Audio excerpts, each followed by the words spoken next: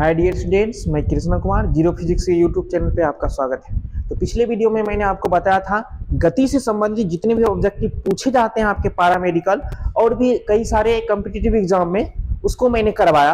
अभी हम आपको करवाने जा रहे हैं कार्य, ऊर्जा और शक्ति से संबंधित जितने ऑब्जेक्टिव आपको पूछे जाएंगे उसके बारे में।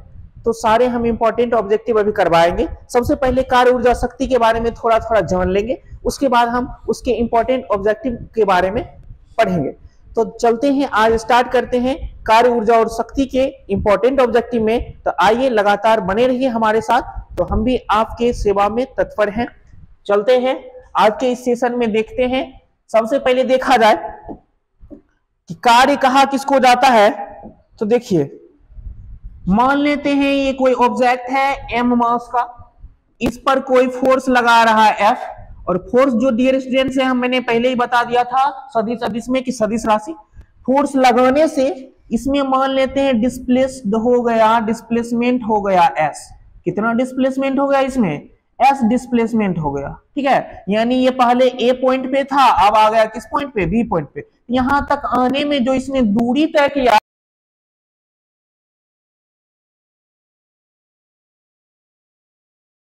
हैं, तो जब इस किसी ऑब्जेक्ट पर हम फोर्स लगाते हैं तो उस पर लगने वाला फोर्स और जितना ये डिस्प्लेस्ड हुआ, वो दोनों का डॉट प्रोडक्ट क्या कहलाता है? कार्य कहलाता है। यानी कार्य इक्वल टू क्या होता है? Vector F dot vector S। तो अब देखिए, यहां से ये फॉर्मूला निकल के आता है Fs cos थीटा। क्या आता है dear students? Fs cos theta. क्यों आता है? तो देखिए, वेक्टर चैप्टर में आप पढ़े होंगे, vector A dot B equal to formula होता है ए बी कॉस थीटा। इसको बोलते हैं दो सदिशों का अदिश गुणनफल। तो ये आता है ए बी कॉस थीटा। अगर इसको A मान लिया जाए, इसको B मान लिया जाए, तो ये A डॉट बी जैसा लग रहा है। तो A डॉट बी का क्या होता है? A B cos theta. ये F डॉट S है, तो क्या हो गया? Fs cos theta. चलते हैं, अब दूसरी बातें देखते हैं। यदि धरातल पे कार्य रहे या नॉर्मली कार्य रहे तो ये फॉर्मूला आपको फिट होगा, W equal to Fs cos theta. लेकिन यदि किसी पिंड को h ऊंचाई तक जब ले जाएगा, ऊपर या गहराई में ले जाएगा, तब इसका फॉर्मूला डियर स्टूडेंट थोड़ा चेंज हो जाता है। तब इसका कार्य जो होता है स्थितिज ऊर्जा के बराबर हो जाता है। तो यानी कि उस कंडीशन में कार्य W इक्वल टू होता है mgh। क्या होता है डियर स्टूडेंट्स? mgh होता है, और ये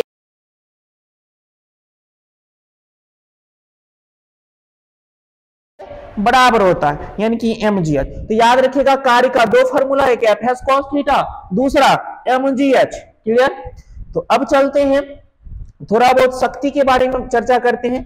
शक्ति में चर्चा करने से पहले कार्य का 3-4 कंडीशन होता है, उस कंडीशन को थोड़ा समझ लेते हैं। देखिए, कार्य का फर्स्ट कंडीशन होता है यदि बल और विस्थापन, यदि बल और विस्थापन एक दूसरे के दिशा में हो या एक दूसरे के समांतर हो। यदि बल और विस्थापन एक दूसरे के दिशा में हो या एक दूसरे के क्या हो? समांतर हो, तो थीटा इक्वल टू बन जाता है 0 डिग्री। कितना बन जाता है? दोनों कंडीशन में इसका कोण क्या बन जाता है? 0 डिग्री। तो जब 0 डिग्री बन जाता है तो W equal to Fs cos theta में, Fs cos थीटा में 0 डिग्री पुट कीजिएगा तो आपका W इक्वल टू आ जाएगा Fs। क्या आ जाएगा? Fs। तो यानी कि cos 0 का मान क्या होता है डियर स्टूडेंट्स? 1 होता है। 1 पुट कीजिएगा तो Fs आ जाएगा। अब यहां से आपको एक क्वेश्चन बनता है, पूछेगा आपसे एग्जाम में कि महत्तम कार्य कब होता है? तो महत्तम कार्य तब होता है जब बल और विस्थापन दोनों एक ही दिशा में होते हैं या बल और विस्थापन एक दूसरे के क्या होते हैं? समांतर होते हैं। तब कार्य आपका क्या होगा? महत्तम, यानी W इक्वल टू क्या? Fs। अब देखिए, दूसरा कंडीशन क्या है? दूसरा कंडीशन ये है कि यदि किसी पिंड पर बल लगाने से, यदि किसी पिंड पर बल लगाने से वह पिंड विस्थापित नहीं होता, यानी अगर उसका 0 है, यानी डिस्प्लेसमेंट उसका 0 है, तो कार्य भी डियर स्टूडेंट्स क्या हो जाएगा? शून्य हो जाएगा। क्योंकि S का वैल्यू 0 पुट करेंगे तो पूरा शून्य हो जाएगा। यानी मैंने अभी आपको 2 कंडीशन बताया। अब देखते हैं इसका तीसरा कंडीशन। देखिए, तीसरा कंडीशन देखते हैं। तीसरा कंडीशन, यदि किसी पिंड पर लगाने वाला बल और विस्थापन, किसी पिंड पर लगाने वाला मान लेते हैं ये बल है और ये मान लीजिए विस्थापन है, दोनों एक दूसरे के परपेंडिकुलर हो, यानी कि थीटा बराबर 90 डिग्री बने, तब कार्य क्या होगा उसको थोड़ा देख लेते हैं। एफ एस कॉस थीटा के हिसाब से कितना आ जाएगा 90 डिग्री। अब देखिए कॉस 90 का वैल्यू डियर स्टूडेंट्स क्या होता है 0 होता है, तो यानी कि आपका क्या आ जाएगा 0 आ जाएगा, तो 0 आ जाएगा वर्क। यानी कि देखिए कार्य शून्य की 2-3 स्थितियां होती है। नंबर 1 देखिए कि जब बल लगाने पर वह पिंड विस्थापित नहीं होता है, उस कंडीशन में कार्य क्या होता है शून्य होता है। नंबर दूसरा, जब बल और विस्थापन एक दूसरे के क्या रहता है लंबवत होता है, उस भी स्थिति में कार्य क्या होता है शून्य होता है। अब देखिए आगे, अगर देखिए अगला पॉइंट बताते चौथा नंबर, यदि कोई पिंड किसी वृत्ताकार पथ पर, यदि कोई पिंड किसी वृत्ताकार पथ पर गति करती है, तब भी उसके द्वारा किया गया कार्य क्या होता है डियर स्टूडेंट शून्य होता है। तो शून्य कार्य होने के 3 कंडीशन है, तीनों को अच्छे से याद रखना है। अब बताते हैं अगला चौथा कंडीशन। देखिए कंडीशन नंबर 4, ये शून्य वाला ही सब था। अब देखते हैं कि जब बल और विस्थापन एक दूसरे के विपरीत हो, यानी मान लेते हैं ये बल है और ये मान लेते हैं विस्थापन है, तो थीटा का वैल्यू कितना बन जाएगा 180 डिग्री बन जाएगा।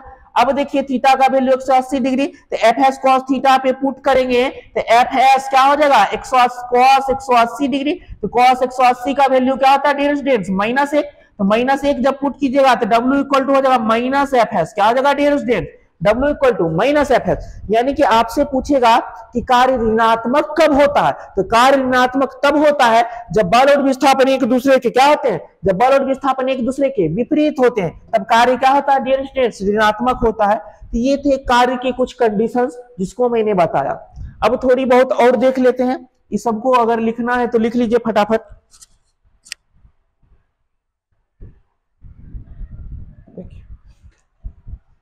अब कुछ ऊर्जा के बारे में देखते हैं, उसके बाद कुछ शक्ति के बारे में देख लेंगे। तो देखिए ऊर्जा जो होती है मुख्य रूप से 2 प्रकार की होती है। एक कहलाती है पीई जिसको पोटेंशियल एनर्जी बोलते हैं, जिसका सूत्र mgh होता है। m हो जाता है द्रव्यमान, g हो जाता है गुरुत्वीय त्वरण, क्या हो जाता है डियर स्टूडेंट्स गुरुत्वीय त्वरण, जिसका मान 9.8 मीटर प्रति सेकेंड स्क्वायर होता है, और h हो जाता है ऊंचाई, h क्या हो जाता है डियर स्टूडेंट्स ऊंचाई हो जाता है। दूसरा फॉर्मूला होता है ke equal to half mv square. इसमें क्या होता है कि m आपका फिर मास हो जाएगा यानी द्रव्यमान, v हो जाता है वेलोसिटी, क्या हो जाता है v हो जाता है वेलोसिटी यानी कि वेग। अब देखते हैं इसका एक अलग कंडीशन देखते हैं। अगर गतिज ऊर्जा आपसे पूछ देगा संवेग के रूप में, किस रूप में पूछ देगा संवेग के रूप में, तो बार बार पूछता है डियर स्टूडेंट, बहुत इंपॉर्टेंट है।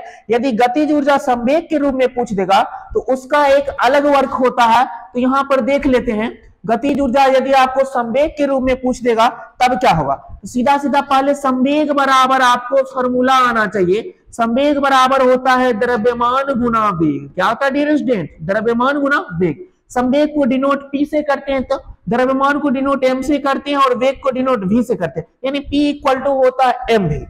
अब देखिए यहां से हम निकालेंगे गतिज ऊर्जा का फॉर्मूला संवेग के रूप में, किसके रूप में संवेग के रूप में। तो संवेग के रूप में देखने के लिए सबसे पहले ये सारे फॉर्मूला आप लिख लीजिए।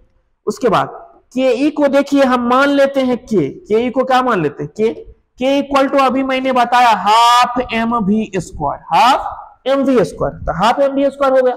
अब देखिए हम क्या कहते हैं कि यहाँ v में स्क्वायर है, m में स्क्वायर नहीं है। अपने मन से m से इसको मल्टीप्लाई कर दीजिए और m से डिवाइड कर दीजिए, कर दिया मैंने। अब देखिए हाफ को हाफ रहने दीजिए, m को m से मल्टीप्लाई कर दीजिएगा m स्क्वायर, और ये हो जाएगा v स्क्वायर, बाय के नीचे क्या हो जाएगा m। तो अब देखिए जब इसको ठीक से कैलकुलेशन कीजिएगा तो ये आ जाएगा mv बाय के नीचे 2m और ऊपर में mv का क्या होल स्क्वायर। अब देखिए mv को हम क्या लिख सकते हैं डियर स्टूडेंट्स p लिख सकते हैं। तो p जब इसको लिख सकते हैं तो हो जाएगा आपका p स्क्वायर बाय के नीचे क्या 2m, यानी यहां से आपको एक फॉर्मूला आ गया k equal to p square by 2m। और ये फॉर्मूला जो होता है गतिज ऊर्जा का फॉर्मूला संवेग के रूप में, ये बहुत इंपॉर्टेंट है, इसका यूज बहुत जगह पे आपको देखने को मिलेगा। अब यहां से बाय के नीचे एक देख क्रॉस मल्टीपल कीजिएगा, क्रॉस मल्टीप्लाई कीजिएगा तो हो जाएगा p square equal to k into 2m, या 2km भी लिख सकते हैं। तो यहां से p इक्वल टू फॉर्मूला आ जाता है √2km। तो यहाँ पे km मीन्स आप किलोमीटर नहीं समझिएगा, के मीन्स यहाँ किनेटिक एनर्जी है, एम मीन्स मास है, तो अच्छे से ध्यान देना है कि 2 km का मतलब क्या होगा। तो मैंने यहाँ पर एनर्जी के बारे में भी आपको बता दिया। अब थोड़ा शक्ति के बारे में देखते हैं। शक्ति के बारे में देखने के लिए सबसे पहले इसको अच्छे तरीके से लिख लीजिए।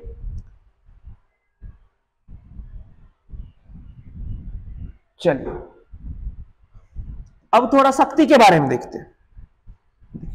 शक्ति का ऐसे नॉर्मल फॉर्मूला होता है P इक्वल टू W/T, यानी कि इसको बोल सकते हैं शक्ति बराबर कार्य बटा समय। शक्ति बराबर क्या होता है डियर स्टूडेंट्स? कार्य बटा समय, यानी कार्य करने की दर को क्या कहते हैं? शक्ति। लेकिन क्या करता है, कभी कभी आपको फंसा लेगा, इसका फॉर्मूला जो होता है बहुत जबरदस्त आता है। अब देखिए W को हम क्या लिख सकते हैं? W को हम लिख सकते हैं F इंटू एस, यानी बल गुना विस्थापन लिख सकते हैं। बाय के नीचे समय है, समय को क्या लिख सकते हैं? T। अब देखिए S/T जो होता है डियर स्टूडेंट्स, हम मोशन में पढ़ाएंगे, S/T जो होता है वो वेलोसिटी कहलाता है। अब देखिए शक्ति बराबर F इंटू क्या हो सकता है भी, तो अब देखिए बल गुना वेग इसको लिख सकते हैं, यानी कि हम बोल सकते हैं शक्ति बराबर बल गुना वेग। क्या बोल सकते हैं डियर स्टूडेंट्स? बल गुना वेग। अब ध्यान ये भी देना है कि शक्ति का जो मात्रक होता है डियर स्टूडेंट्स वो वाट होता है, और वाट बराबर किसके होता है? तो जूल पर सेकेंड के बराबर होता है। शक्ति का और बड़ा यूनिट किलोवाट होता है। क्या होता है डियर स्टूडेंट? किलोवाट होता है। अब देखिए 1 किलोवाट में कितना वाट होता है? तो 1 किलोवाट में होता है 1000 वाट। ये भी ध्यान देना है। और शक्ति का प्रचलित मात्रक एचपी होता है, और 1 एचपी में जो होता है 746 वाट होता है डियर स्टूडेंट। कितने वाट होते हैं? 746 वाट होते हैं। तो ये सारी छोटी छोटी चीजें आपको पहले याद रखना पड़ेगा, तभी आपसे आगे ऑब्जेक्टिव सॉल्व होगा। तो और जो परेशानियां आएंगी हम ऑब्जेक्टिव में सॉल्व करेंगे। अब थोड़ा चलते हैं ऑब्जेक्टिव की तरफ।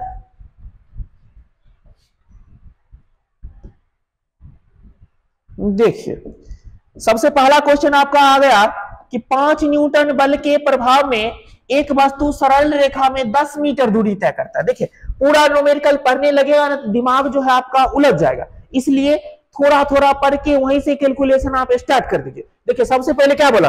5 न्यूटन बल, तो 5 न्यूटन बल बोला तो बल को डिनोट F से करते हैं। F इक्वल टू क्या दे दिया? 5 न्यूटन दे दिया, तो F इक्वल टू लिख दीजिए 5 न्यूटन, काम खत्म इसका।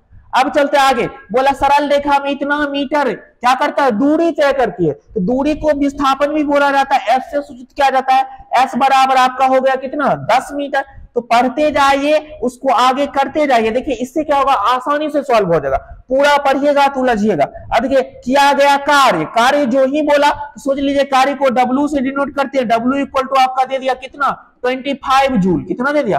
25 जूल। अब बोला बल द्वारा वस्तु की दिशा में बनाया गया कोण क्या होगा? क्या पूछ रहा है?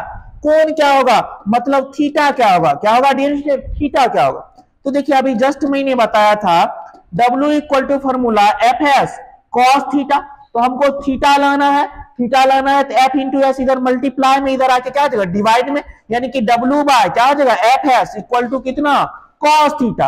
अब देखिए यहां से आप क्या कीजिए, यहां से आप क्या कीजिए, cos थीटा इक्वल टू आपका क्या है? W by FS। तो W का वैल्यू क्या है? W का वैल्यू देख लीजिए 25, बाय के नीचे F इंटू एस, तो F का वैल्यू कितना है आपका? 5 इंटू एस, तो S का वैल्यू क्या है? 10। तो पुट कर दीजिए। अब देखिए 5 से 5 25, अब देखिए 5 2 नहीं 10, यानी कि क्या आ गया? 1/2। अब ध्यान ये देना है कि 1/2 cos कितने का वैल्यू होता है? तो 1/2 cos 60 डिग्री का वैल्यू होता है। अब देखिए cos के प्लेस पे cos है तो थीटा के प्लेस पे कितना? 60, यानी थीटा इक्वल टू क्या आ गया? 60 डिग्री। तो यानी कि इसका आंसर क्या हो जाएगा डियर स्टूडेंट? 60 डिग्री हो जाएगा, यानी ऑप्शन नंबर सी। तो चलते हैं अब अगले क्वेश्चन पे। हमने आपको बारीकी से समझा दिया, स्क्रीनशॉट ले लीजिए। चलते हैं अब अगले क्वेश्चन।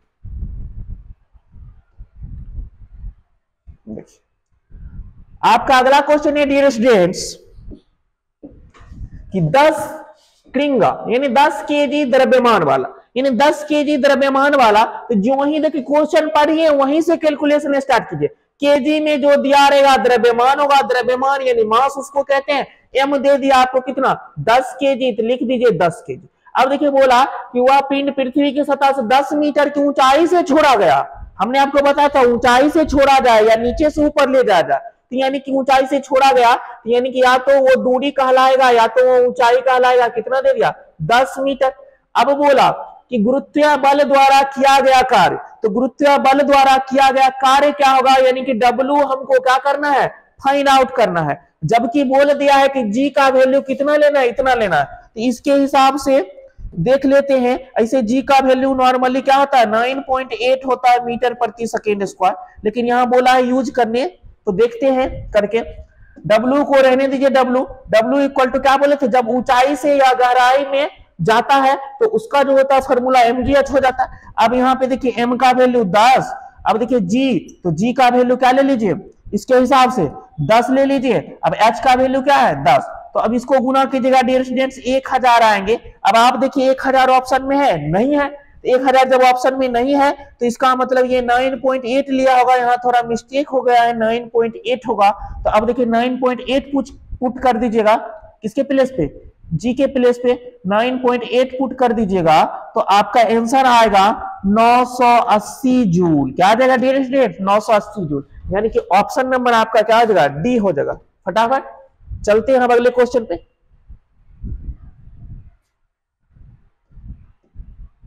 देखिए डियर, अगला क्वेश्चन आपका क्या है, देखिए अगला क्वेश्चन है विराम में स्थित 15 kg। देखिए विराम में स्थित, जब कभी विराम की चर्चा करे, कोई पिंड विराम से अगर चलना शुरू करे तो सीधा सीधा उसका इनिशियल वेलोसिटी यानी प्रारंभिक वेग क्या हो जाता है, 0 हो जाता है, 0 मीटर प्रति सेकेंड। देखिए विराम में भी कुछ छुपा हुआ रहता है, इसको भी आप अच्छे तरीके से समझिए। बोला 15 kg, यानी कि केजी में है तो यानी मास होगा, मास बोल दिया कितना केजी, 15 kg, तो लिख देंगे 15 kg। अब बोला कि उसमें 5 यहाँ पे न्यूटन होगा, डियर स्टूडेंट ठीक कर लीजिएगा, 5 न्यूटन का क्या लगता है, बल लगता है। तो 5 न्यूटन का बल, बल को फोर्स कहते हैं, एफ से डिनोट करेंगे, 5 न्यूटन हो गया फटाक से। अब क्या करते हैं आगे, वस्तु की गति का प्रथम सेकेंड, देखिए प्रथम सेकेंड, प्रथम का मतलब 1 होगा, यानी टाइम इसका दे दिया आपको कितना, 1 सेकेंड, टाइम दे दिया कितना, 1 सेकेंड। तब बोला बल द्वारा किया गया कार्य, कार्य यानी W क्या होगा, ये हमको क्या करना है, निकालना।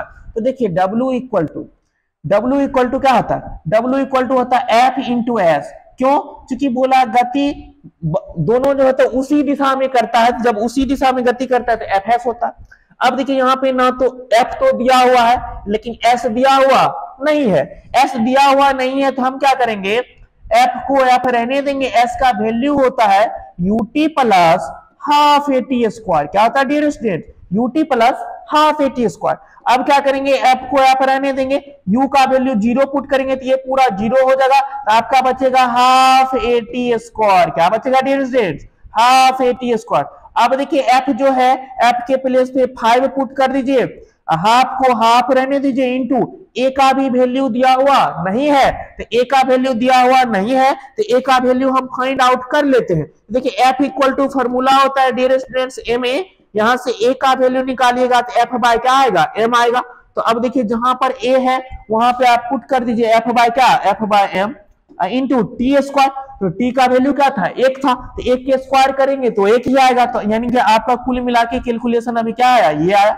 अब देखिए यहाँ पे 5 को रहने दीजिए 5, 1/2 को रहने दीजिए 1/2, अब इंटू F बाय M, तो F का वैल्यू फिर क्या दे रखा, 5 दे रखा, बाय के नीचे देखिए M का वैल्यू क्या दे रखा, 15 दे रखा। अब इसको काट दीजिए कितना आ जाएगा, 3।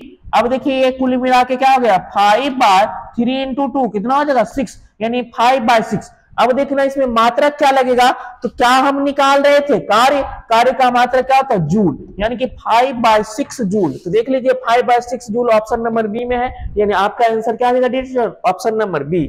चलते हैं अब अगले क्वेश्चन पे। देखिए अगला क्वेश्चन बहुत ही जबरदस्त है डियर स्टूडेंट्स, ये एडवांस लेवल का क्वेश्चन है, देख लेते हैं अब इसको। एक स्थिति पर निर्भर बल, तो बल देख लीजिए, बल क्या दे दिया आपको, यानी बल दे दिया F equal to 7 - 2x plus 3x square, यानी इक्वेशन के फॉर्म में जब बल दे दिया रहे तो ध्यान ये देना है कि पहले इस इक्वेशन को थोड़ा मतलब सीधा कर लेना है। तो देखिए इसको अलजेब्रा के हिसाब से द्विघात समीकरण के तरह इसको लाइए, तो F इक्वल टू क्या आ जाएगा, 3x square minus 2x plus क्या आ जाएगा, 7 हो जाएगा, ऐसा आ जाएगा। अब देखिए इक्वेशन के टाइम में दे रखा है बल का मान अब बोला कि 2 केजी द्रव्यमान, द्रव्यमान बोला 2 केजी, यानी कि मास आपका क्या आ जाएगा, मास हो जाएगा आपका 2 केजी। उसके बाद आगे चलते हैं, पिंड पर कार्य करके इसे इतना से इतना मीटर तक विस्थापित किया जाता है। जब विस्थापन आपको दे देगा, देखिए 0 से कितना 5, यानी x का मान दे दिया 0 से 5, यानी कि 0 लोअर लिमिट हो जाएगा और 5 इसका क्या है अपर, यानी 0 से स्टार्ट किया विस्थापित करना, 5 तक उसको ले गया। अब देखते हैं उसके बाद कर देता किया गया कार्य क्या होगा, कार्य उसमें जूल में पूछ रहा है, किसमें, जूल में, यानी W क्या होगा। देखिए बहुत ही जबरदस्त क्वेश्चन है। अब देखते हैं इसको आसानी से कैसे सॉल्व करते हैं। देखिए इसको सॉल्व करने के लिए आपको इंटीग्रेशन आना चाहिए, इंटीग्रेशन अगर जिसको नहीं आता है उससे ये बनने वाला है नहीं। अब देखिए थोड़ा सा हम बता देते हैं, W इक्वल टू, देखिए फॉर्मूला सीधा सीधा आपका क्या होता है, F इंटू एफ। तो S तब होगा जब उसका डिस्प्लेसमेंट S मान लेंगे। यहां पे क्या बोला, X बोला, तो यानी कि W इक्वल टू क्या होगा, Fx। लेकिन X जो है क्लियर हमें नहीं दिया, ये नहीं बोला कि 5 मीटर जाना है कि 2 मीटर जाना है, हमें क्या बोला 0 से 5, तो 0 से 5 बोला, तो 0 से 5 कुछ भी हो सकता है, इसलिए उस x को x नहीं बोल के dx बोला जाता है। और जब इसका वैल्यू निकालेगा तो इसका इंटीग्रेशन करना पड़ेगा। तो अब देखिए w को w रहने दीजिए, अब देखिए इंटीग्रेशन तो करना है, और देखिए d में क्या लगा हुआ है x, तो x का लिमिट क्या है, तो x का लिमिट यहां देख लीजिए 0 से क्या है 5, 0 से 5 इसमें लिमिट लगा दीजिए। अब क्या करते हैं, f का वैल्यू लिख दीजिए, f का वैल्यू क्या है आपका 3x square minus 2x plus कितना 7 इंटू dx है, तो dx को रहने दीजिए dx। अब देखिए 0 से 5 लिमिट लगा हुआ है, तो 0 से 5 पुट कर दीजिए। अब देखिए इसके बाद क्या करेंगे, w को रहने देंगे w, इसका अलग अलग इंटीग्रेशन कीजिएगा, तो इंटीग्रेशन देखिए प्लस माइनस बीच में आता है, इंटीग्रेशन का साइन सब जगह लगेगा। तो अब यानी कि हो जाएगा 3x स्क्वायर माइनस 2x फिर इंटीग्रेशन प्लस 7, देखिए सॉरी 3x स्क्वायर को dx से करेंगे तो 3x square into dx minus 2x को dx से करेंगे तो 2x इंटू dx, इंटीग्रेशन का साइन फिर से जितना बार प्लस माइनस आएगा इंटीग्रेशन का साइन उतना बार होगा, फिर इंटीग्रेशन का साइन 7 को dx से करेंगे तो 7 इंटू क्या आ जाएगा dx। अब देखते हैं आगे आगे क्या होता है। देखिए w को रहने दीजिए w। अब देखिए 3 कांस्टेंट है, कांस्टेंट का क्या होता है, कांस्टेंट का इंटीग्रेशन नहीं होता। देखिए लिमिट जो लगा था 0 से 5, लिमिट भी लगाना पड़ेगा डियर स्टूडेंट, सारे में 0 से कितना 5, ये छूट चुका था, 0 से 5 लगाई। अब देखिए बच गया आपका क्या एक्स स्क्वायर, तो x square into dx, x square into dx का इंटीग्रेशन होता है 2x। क्या होता है dear students 2x, x square का इंटीग्रेशन क्या होता है 2x। तो पुट कर दीजिए 2x, अब लिमिट आ जाएगा 0 से 5 इस तरफ, इंटीग्रेशन निकलने के बाद इधर आता माइनस 2 को रहने दीजिए 2। अब क्या बच गया आपका x into dx, x into dx का इंटीग्रेशन होता है आपका, x इंटू डीएक्स का इंटीग्रेशन होता है, सॉरी यहां पे मिस्टेक हो गया, देखिए डायरेक्ट करने के चलते थोड़ा हो रहा है। एक्स स्क्वायर का इंटीग्रेशन आपका हो जाएगा, पावर जितना है उसमें 1 जुड़ जाता है यानी 3, अब बाय के नीचे कितना 3, अब 0 से 5 इधर लिमिट लगेगा माइनस 2 को बाहर कर दीजिए। अब देखा जाए x into dx, x into dx से इंटीग्रेशन हो जाएगा एक्स स्क्वायर बाय 2, अब फिर देखिए प्लस 7 डिजिटल वैल्यू है बाहर हो जाएगा, अब बच गया आपका dx, तो dx का इंटीग्रेशन हो जाता है x, लिमिट लगेगा सब में 0 से 5। अब देखिए जो कटने वाली बातें हैं उसको काट दीजिए, 3 से 3 गया, 2 से 2 गया, बच गया 5, sorry x to the power 3, 3 में क्या कीजिए पावर, यहां जो x है x पे पावर वहां पर अपर लिमिट आएगा 5, 5 का क्यूब हो जाएगा 125 माइनस x के प्लेस पे पुट कर दीजिए लोअर लिमिट और अपर लिमिट को पुट कीजिएगा, तो ये तो 0 ही लोअर लिमिट हो जाएगा, अपर लिमिट जब पुट कीजिएगा तो 5 का स्क्वायर क्या आ जाएगा 25 प्लस, अब देखिए 7 को रहने दीजिए, 7 x के प्लेस पे अपर लिमिट पुट कीजिए 5, तो ये 5 पुट कर दीजिए, क्योंकि 0 पुट करेंगे तो सारा 0 हो जाएगा, तो 0 वाले को हम छोड़ देते हैं। अब देखिए w इक्वल टू 125 में 25 आपने घटाया कितना बचा 100, 100 को 35 में 100 में 35 जोड़ दीजिएगा क्या आ जाएगा 135, और W निकला तो जूल, यानी आपका आंसर क्या आ जाएगा 135 जूल, यानी ऑप्शन नंबर डी। बहुत ही जबरदस्त क्वेश्चन था, ये 12th लेवल का क्वेश्चन है, ठीक है, तो अच्छे से कर लीजिएगा, हमने बता दिया।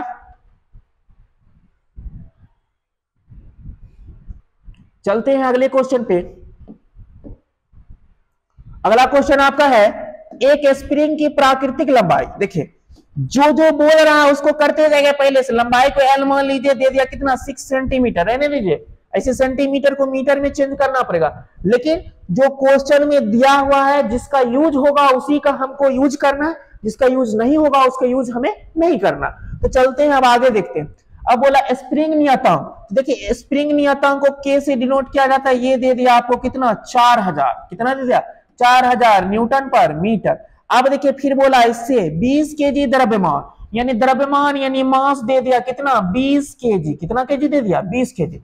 तब बोला कि खिंचाव उत्पन्न निकालें, यानी उत्पन्न खिंचाव, खिंचाव को x बोला जाता है, वो हमें निकालना है। अब देखिए g का वैल्यू बोल दिया है 9.8 लेना है। तो देखिए इस स्थिति में जब बल लगता है तो F इक्वल टू के इंटू एक्स, यानी किसी चीज को हम खींचेंगे तो खिंचाव भी एक प्रकार क्या है, बल ही है। तो बल में यहाँ खिंचाव वाले में F इक्वल टू के एक्स होता, यहां से x का वैल्यू हम निकालेंगे तो F बाय क्या हो जाएगा k हो जाएगा। तो अब देखिए F को हम क्या लिख सकते हैं mg, बाय के नीचे क्या k। अब देखिए m का वैल्यू क्या दे रखा डियर स्टूडेंट, m का वैल्यू 20 दे रखा, g का वैल्यू 9 पॉइंट क्या आ जाएगा 8, बाय के नीचे k का वैल्यू कितना है 4000 पुट कर दीजिए, इसका पॉइंट हटाइए, नीचे में 1 0 से 1 0 गया। अब ये कटने वाली है 2 से कितने बार में 2000 बार में कट जाएगी। अब देखिए ये आ गया आपका कितना 98 बटा के नीचे कितना 2000। अब इसको जब भाग दीजिएगा, इसको भाग देने के बाद आपको आने वाला 0.049 सेंटीमीटर, ठीक है। तो अब क्या कीजिएगा भाग दे दीजिए, यहाँ पे ऑप्शन में थोड़ा मिस्टेक हुआ है, कर लीजिएगा ठीक, 0.049 सेंटीमीटर आएगा, यानी ऑप्शन नंबर क्या हो जाएगा बी हो जाएगा। चलते हैं अब अगले क्वेश्चन पे। अगला क्वेश्चन डियर स्टूडेंट्स आपका है निम्नलिखित में से कौन संरक्षी बल है, सॉरी संरक्षी बल नहीं है, संरक्षी बल नहीं है। तो देखा जाए तो ये सारे जो है गुरुत्वाकर्षण बल, विद्युतीय बल, चुंबकीय बल, ये सारे संरक्षी बल है। तो एक बच रहा है कौन घर्षण, तो घर्षण बल जो होता है ये संरक्षी बल नहीं है, यानी ऑप्शन नंबर क्या हो जाएगा आपका ऑप्शन नंबर डी हो जाएगा। चलते हैं अब अगले क्वेश्चन पे। देखिए अगला क्वेश्चन क्या है डियर स्टूडेंट्स कि 1 ग्राम तथा 4 ग्राम के 2 पिंड, बहुत ही जबरदस्त क्वेश्चन है, पारामेडिकल में लगभग प्रत्येक ईयर पूछा जाता है, और सिर्फ पारामेडिकल में ही नहीं बहुत बड़े बड़े एग्जाम में भी ये क्वेश्चन पूछा जाता है। अच्छे से देखना इसको, देखिए बारीकी से समझेंगे कि 1 ग्राम तथा 4 ग्राम के 2 पिंड की गतिज ऊर्जा क्या है समान है, यानी कि 2 पिंड है जिसकी गतिज ऊर्जा क्या कर दिया समान कर दिया, और उसका द्रव्यमान दे दिया, एक का 1 ग्राम दूसरे का 4 ग्राम, यानी कि पहले वाले द्रव्यमान को मान लेंगे m1 दे दिया 1 ग्राम, दूसरे वाले द्रव्यमान को मान लेंगे m2 दे दिया आपको कितना 4 ग्राम। अब बोला गतिज ऊर्जा इसका समान है, यानी गतिज ऊर्जा कांस्टेंट है, क्लियर। उसके बाद बोला इसका रेखीय संवेगों का अनुपात क्या होगा, यानी संवेगों की निष्पत्ति क्या होगी। तो अब क्या करते हैं देखते हैं, संवेग को क्या कहते हैं पी कहते हैं। अब हम बताए थे गतिज ऊर्जा की जब चर्चा करें तब पी का फॉर्मूला पूछे तो सीधा सीधा P square equal to formula होता है √2km। अब देखिए सॉरी रूट अंडर तब नहीं होगा, स्क्वायर जब है तो सिर्फ हो जाएगा आपका क्या 2km। तो अब क्या करते हैं यहां से थोड़ा देख लेते हैं कि गतिज ऊर्जा बोला क्या करना है नियत करना है, और संख्या तो पहले से कांस्टेंट होता है। तो अब देखिए ये हो गया आपका क्या कांस्टेंट, अब देखिए इनटू में m, इधर आके क्या आ जाएगा डिवाइड में, यानी P square by m equal to क्या बच गया 2k। तो 2k क्या है आपका कांस्टेंट है। तो अगर किसी बात के बराबर में डियर स्टूडेंट्स कांस्टेंट रहे तो आपको एक बात ध्यान देना है, किसी बात के बराबर में कांस्टेंट रहेगा तो इसका 1 वाला कंडीशन क्या डियर स्टूडेंट, इसका 1 वाला कंडीशन इसके 2 वाले कंडीशन के क्या होता है बराबर होता है। तो अब चलते हैं आगे। अब देखिए हमें क्या संवेगों का अनुपात चाहिए, एक संवेग इधर है एक संवेग इधर है, ये गुना में इधर आके क्या आ जाएगा भाग में, यानी कि P1 का स्क्वायर इधर पहले से है, इसको इधर ले आइए, इधर ले आइएगा तो यानी कि P2 का स्क्वायर हो जाएगा। अब देखिए M1 इधर भाग में, उधर जाके क्या हो जाएगा गुना में, यानी M1। बाय के नीचे क्या है, बाय के नीचे M2 है, तो बाय के नीचे क्या हो जाएगा M2। अब देखिए P1 स्क्वायर रहने दीजिए, P2 स्क्वायर रहने दीजिए। अब क्या करना है M1 का वैल्यू क्या है डियर स्टूडेंट्स, 1 है तो 1 लिख दीजिए। बाय के नीचे M2 का वैल्यू क्या है 4 है तो 4 लिख दीजिए। स्क्वायर दोनों का हटाइएगा, उधर क्या चला जाएगा, उधर चला जाएगा रूट, तो यानी कि P1 bar P2 equal to 1 का रूट कितना हो जाएगा 1 हो जाएगा, और 4 का रूट क्या हो जाएगा 4 का रूट 2 हो जाएगा। यानी जब इसको अनुपात में चेंज कीजिएगा तो 1 अनुपात क्या आ जाएगा डियर स्टूडेंट 2 आ जाएगा। बहुत ही इंपॉर्टेंट क्वेश्चन था, यानी इसका ऑप्शन क्या आ जाएगा सी 1 अनुपात 2। चलते हैं अब अगले क्वेश्चन पे, थोड़ा सा स्क्रीनशॉट ले लीजिए, बहुत जबरदस्त क्वेश्चन है, कई बार एग्जाम में पूछा गया है।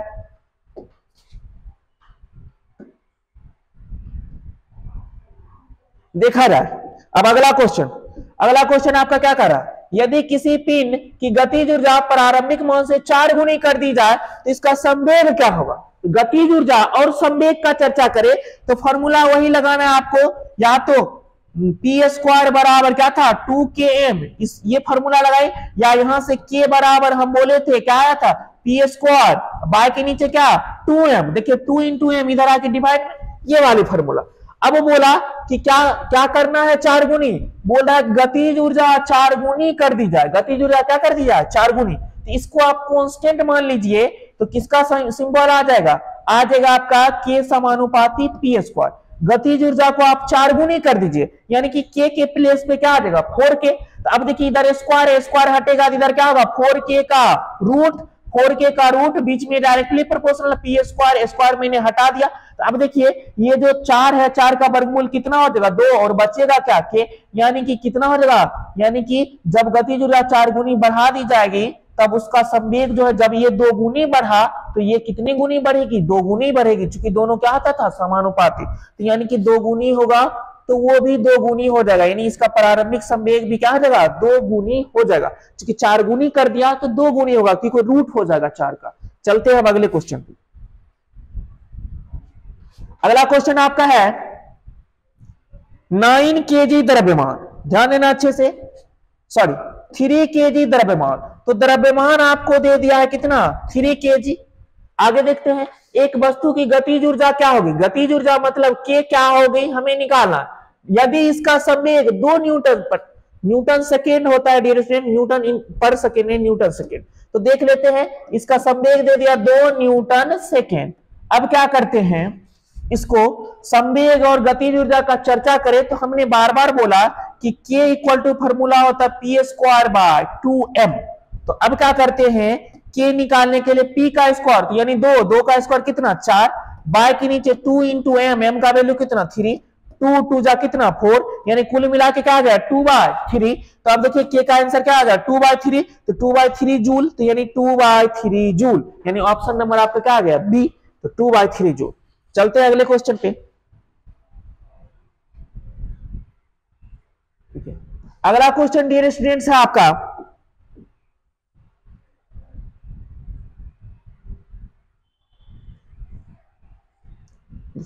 अगला क्वेश्चन देख लेते हैं। अगला क्वेश्चन आपका है एक व्यक्ति कोई कार्य 10 सेकेंड में करता है, एक व्यक्ति कोई कार्य कितने सेकेंड में 10 सेकेंड में, यानी टाइम दे दिया कितना 10 सेकेंड, क्लियर। उसके बाद बोला तथा अन्य व्यक्ति उसी कार्य को, देखिए अन्य व्यक्ति उसी कार्य को, तो अन्य व्यक्ति यानी कोई दूसरा व्यक्ति है उसी काम को, यानी कि यहाँ पे काम को क्या कर दिया कांस्टेंट कर दिया है, काम को क्या कर दिया है कांस्टेंट कर दिया, यानी बोलता है अन्य व्यक्ति उसी काम को कितने सेकेंड में 20 सेकेंड में करता है। यानी जब दो टाइम दे दिया रहे तो एक को T1 मानिए दूसरे को क्या मानिए T2 मानिए। तब बोल रहा है प्रथम व्यक्ति तथा द्वितीय व्यक्ति का शक्ति का अनुपात, क्या पूछ रहा शक्ति का अनुपात, तो सीधा देखिए शक्ति इक्वल टू फॉर्मूला हमने बताया था W बाय क्या T, कार्य को इसने क्या कर दिया कांस्टेंट कर दिया, तो देखिए कार्य को क्या कर दिया है कांस्टेंट, अब देखिए T इधर डिवाइड में इधर आके क्या आ जाएगा इनटू में आ जाएगा, यानी PT इक्वल टू क्या आ जाएगा W के प्लेस पे हम क्या लिख सकते हैं, कांस्टेंट, तो लिख दीजिए कांस्टेंट। अब देखिए जब किसी बात के बराबर में कांस्टेंट रहता है, हमने पहले ही बता दिया कि इसका तब 1 वाला कंडीशन इसके 2 वाले कंडीशन के क्या हो जाता है, बराबर हो जाता है। हमें निकालना क्या, शक्तियों का अनुपात। तो एक शक्ति यहाँ है, एक शक्ति यहाँ, तो यहाँ वाला शक्ति इधर लेके चले आइए, यहाँ वाला शक्ति इधर लेके आएगा तो P1 बाय के नीचे P2 बराबर P2 बाय के नीचे क्या आ जाएगा T1। तो अब देखिए T1 और P2 का अनुपात क्या होगा, तो जो T2 और T1 का अनुपात होगा, T2 है 20 तो 20, अब बटा के नीचे T1 क्या है 10, तो 10 काटिए तो क्या आ जाएगा 2:1, यानी कि ऑप्शन नंबर क्या आ जाएगा आपका सी, 2:1। देखते हैं अब अगले क्वेश्चन को।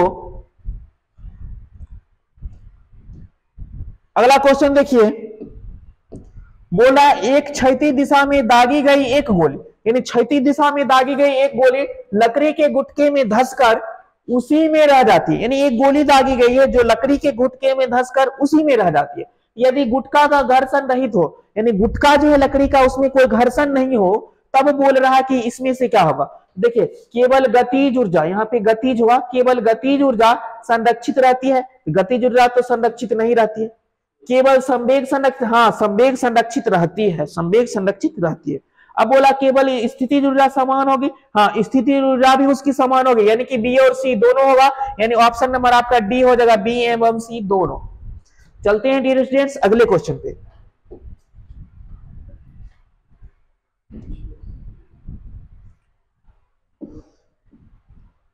अगला क्वेश्चन है डियर स्टूडेंट्स, गतिमान कण के लिए गतिज ऊर्जा का विस्थापन वक्र ढाल है। तो गतिमान कण के लिए गतिज ऊर्जा का विस्थापन वक्र ढाल क्या होता है, तो डियर स्टूडेंट्स वो त्वरण के यानी एक्सेलरेशन के अनुक्रमानुपाती, जिसको समानुपाती भी हम बोलते हैं, यानी वो त्वरण के समानुपाती होता है। ऑप्शन नंबर सी हो जाएगा। चलते हैं अगले क्वेश्चन पे। अगला क्वेश्चन डियर स्टूडेंट्स आपका है 5 न्यूटन बल के अंतर्गत एक पिंड, देखिए बल बोला तो फिर लिख दीजिए F इक्वल टू कितना 5 न्यूटन। अब देखिए 10 मीटर, मीटर बोला तो यानी कि S होगा या H होगा, कितना बोला 10 मीटर। अब देखते हैं यदि किया गया कार्य 25 जूल हो तो 25 जूल क्या कर दिया कार्य, तो कार्य बोला तो W होगा, W कितना 25 जूल।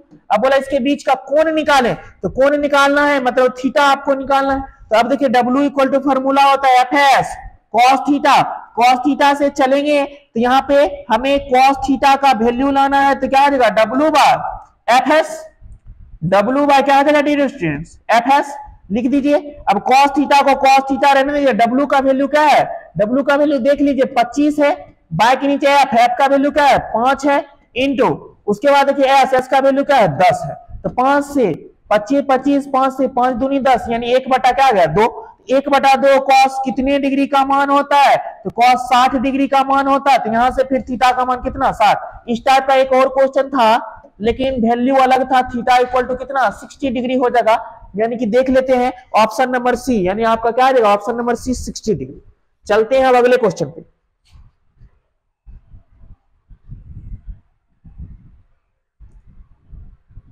अगला क्वेश्चन डियर स्टूडेंट्स है आपका कि यदि किसी पिंड का संवेग 2 गुना कर दिया जाए, किसी पिंड का बहुत इंपॉर्टेंट क्वेश्चन है, कई बार पूछा गया है, यदि किसी पिंड का संवेग 2 गुना कर दिया जाए तो इसकी गतिज ऊर्जा बढ़ेगी, कितनी बढ़ेगी याद रख लीजिएगा, बहुत इंपॉर्टेंट है कि संवेग 2 गुना करने से उसकी गतिज ऊर्जा जो होती है, गतिज ऊर्जा वो 300% बढ़ जाती है। कितने प्रतिशत 300% बढ़ जाती है। चलते हैं अब अगले क्वेश्चन पे, ऑप्शन नंबर सी इसका आंसर होगा।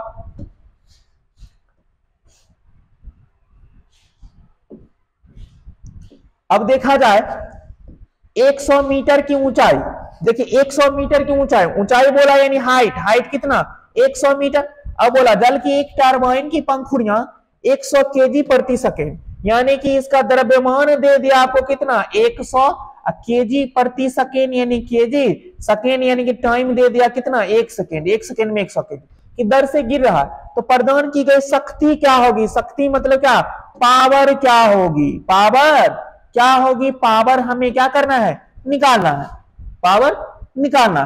जबकि जी का वैल्यू क्या बोल दिया 10 मीटर प्रति सेकेंड, जी का वैल्यू क्या बोला 10 मीटर प्रति सेकेंड। अब देखिए P equal to dear students formula होता है W बाई T। अब देखिए W कहीं दिया हुआ नहीं है, तो जब दिया हुआ नहीं रहे तो W इक्वल टू क्या आ जाएगा mgh। हम पहले ही बता दिए थे कि टर्बाइन रहे ऊपर ऊंचाई नीचाई करे तो mgh पुट कर देना, बाय के नीचे क्या है टी पुट कर दीजिए। अब m का वैल्यू देख लीजिए 100 इंटू जी का वैल्यू बोला था क्वेश्चन में 10 लेने के लिए, h का वैल्यू दे दिया है कितना 100, बाय के नीचे टाइम दे दिया 1 सेकेंड, तो एक आप लिखिए नीचे में नहीं लिखिए कोई फर्क पड़ने वाला नहीं है। अब देखिए 2 0 1 0 3 0 2 0 5 0 यानी एक पर कितनी जीरो आएगी 5 जीरो आएगी। अब देखिए 1000 और उधर ऊपर से आ गया 2, इतना आएगा आपका वाट, लेकिन वाट में आंसर तो है नहीं, वाट में आंसर है नहीं, तो 1000 को बोला जाता है किलो, यानी कि 1000 को 1 किलो बोला जाता है, लेकिन उसके आगे में 100 लगा हुआ है तो यानी हो जाएगा 100 वाट। क्या आ जाएगा डियर स्टूडेंट्स 100 वाट। तो अब देखते हैं 100 वाट नहीं 100 किलो वाट, चूंकि देखिए इसको हम बोलेंगे 100, 3 जीरो को क्या बोला जाता है किलो, यानी किलो, बगल में क्या लगा हुआ था वाट, तो यानी 100 किलोवाट, यानी ऑप्शन नंबर क्या आ जाएगा डी हो जाएगा। चलते हैं अब अगले क्वेश्चन पे।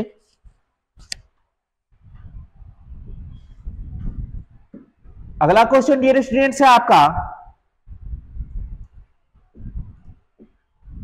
देखिए बराबर द्रव्यमान के दो पिंड क्रमशः 3v और 2v वेग से गतिशील है, तो उसकी गतिज ऊर्जाओं का अनुपात क्या होगा। देखिए द्रव्यमान क्या कर दिया कांस्टेंट कर दिया और वेग आपको दे रखा है, तब बोलता है गतिज ऊर्जाओं का अनुपात क्या होगा। तो देखते हैं सबसे पहले गतिज ऊर्जा का फॉर्मूला क्या आता है, K इक्वल टू होता है हाफ mv स्क्वायर। अब बोला कि द्रव्यमान उसका समान है, तो द्रव्यमान को उसने कांस्टेंट कर दिया।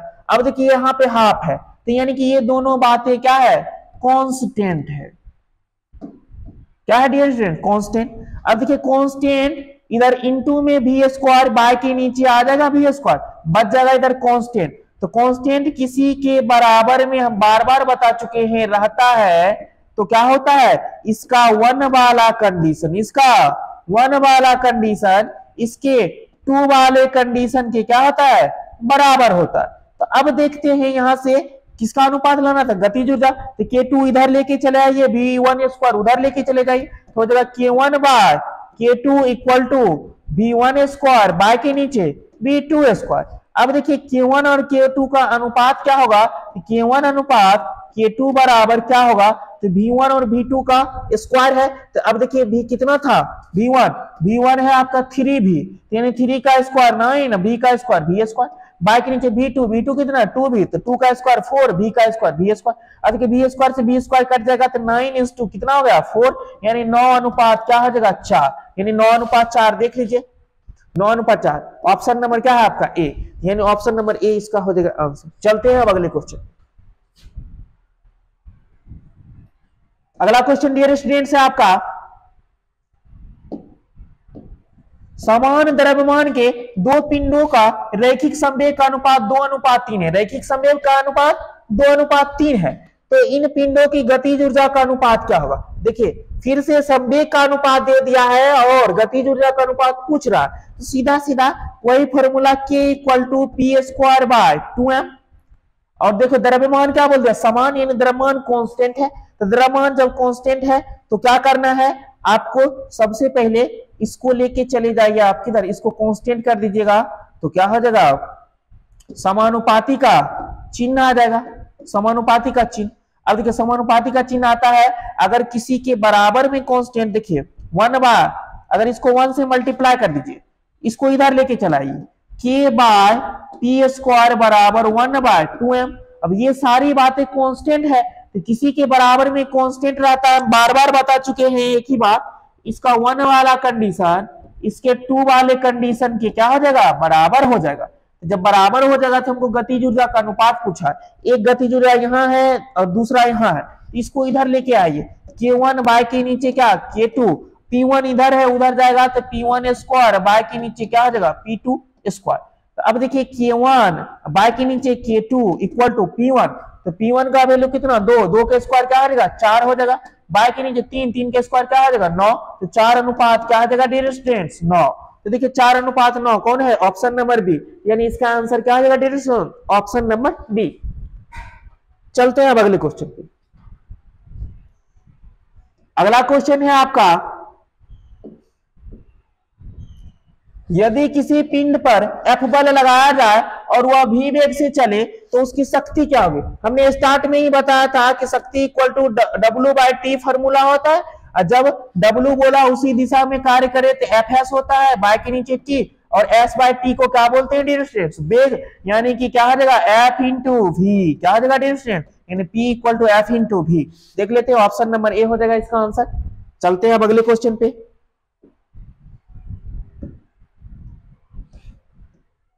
अगला क्वेश्चन देख लेते हैं। अगला क्वेश्चन आपका है,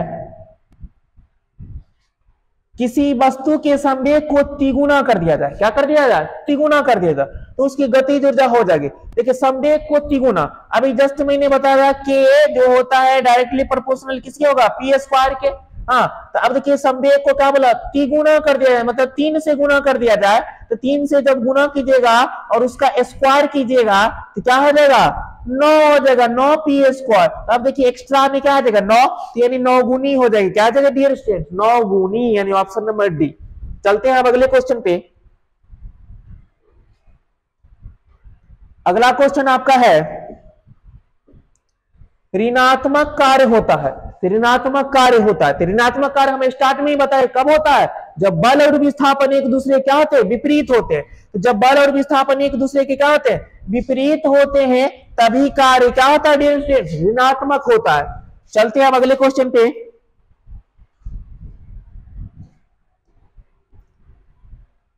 देखिए अगला जो क्वेश्चन है हम आपको बनाने के लिए दे रहे हैं, आप कमेंट करके बताइएगा कि इसका आंसर क्या होगा।